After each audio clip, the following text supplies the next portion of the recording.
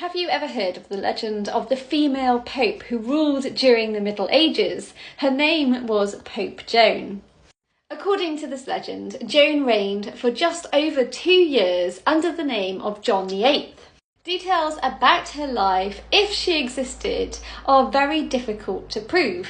There are many different iterations of her life story, and they don't always agree.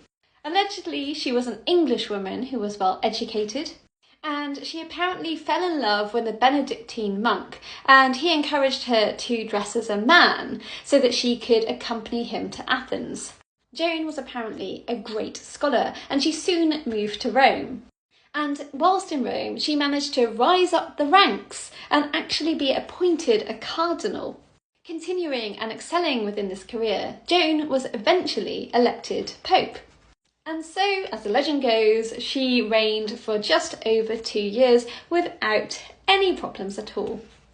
So you might be asking, how was she discovered to be a woman?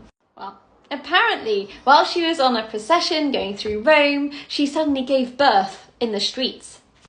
So here we see a depiction of her giving birth in the street. I've chuckled quite a lot at these interesting depictions because look at that one there. There's just a baby leaping forth from her stomach. This one is particularly interesting. Look at that child sort of diving for the floor. This one is also great. She's fallen to her knees and there we have a baby that's just materialised. And I love the expressions of the men next to her, how they're just like, oh, like don't know how to deal with this. In this one, Joan looks as shocked as her companions, and she's just looking at the baby that's just fallen out of her. And he's just looking back up at her. Here's another one where her sort of womb has just opened up and the baby is coming straight through the clothing, right onto the floor. And in this one, she's talking to the crowd and then, oopsie, a baby's just fallen out of her. So with the birth of this unexpected child, her cover was blown. And after this point, we don't really know what happened to her. I mean, even if she existed. But in some versions of the legend, she died of natural causes. Some think she was murdered. Others think that she was stoned to death as punishment. And another legend that sort of grew out of this original legend is that when a new pope now takes office, he has to have his genitals checked.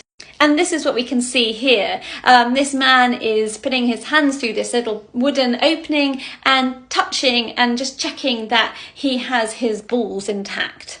Because you know it must be so awful to have a woman in power. So to this day, it is unknown whether it's true. Most historians believe it not to be true, but it's definitely fun to talk about.